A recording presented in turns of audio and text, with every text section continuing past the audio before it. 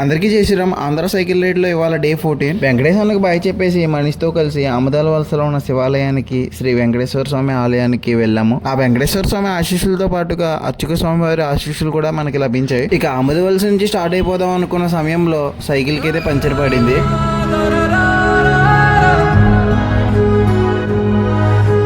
హైవేలో వెళ్తుంటే దూరం నుంచి అయితే కొండ మీద ఒక టెంపుల్ అయితే కనిపించింది. దగ్గరికి వెళ్ళాక తెలిసింది అది హటకేశ్వర స్వామి ఆలయం అని. కొండపైకి వెళ్లి హటకేశ్వర స్వామి దర్శనం చేసుకుని స్వామివారి చరిత్ర అయితే తెలుసుకున్నాం. ఇక్కడ నుంచి చూస్తే మన సైకిల్ అయితే ఎక్కడో కనిపిస్తుంది కొండ కింద. మధ్యాహ్నం 2 అయింది. ఈ రోజు లంచ్ అయితే వెంకటన్న వాళ్ళ ఇంట్లోనే. లంచ్ అయిపోయిన తర్వాత అయితే స్టార్ట్ అయిపోయాము. Welcome to Sri Kurmam. ప్రపంచం మొత్తంలో శ్రీ మహావిష్ణువు రెండో అవతారమైన కూర్మ స్వామి అవతారానికి ఉన్న ఒకే ఒక్క టెంపుల్ ఈ శ్రీ కూర్మం. అటువంటి చరిత్ర కలిగిన దేవాలయం మన ఆంధ్రప్రదేశ్ లో ఉన్నట్టు చాలా మందికి తెలియదు. శ్రీకూర్మంలో దర్శనమైన తర్వాత వచ్చవలసలో ఉన్న శ్రీ రాజులమ్మ తల్లి అమ్మవారి దర్శనానికి అయితే మనం వెళ్ళాం. ఆ రాజులమ్మ తల్లితో పాటుగా వచ్చవలసలోనే ఎల్లమ్మ తల్లి కూడా స్వయంభుగా ఒకరింట్లో వెలిసారని తెలుసుకుని అక్కడికి కూడా వెళ్ళాను. రేణుక ఎల్లమ్మ తల్లి స్వయంభుగా పుట్ట రూపంలో వెలుస్తారన్న విషయం అందరికీ తెలిసిందే. సూర్యాస్తమం అవ్వడం వల్ల అమ్మవారి కోవిల్లోనే మనం ఈ రోజు పడుకున్నాం.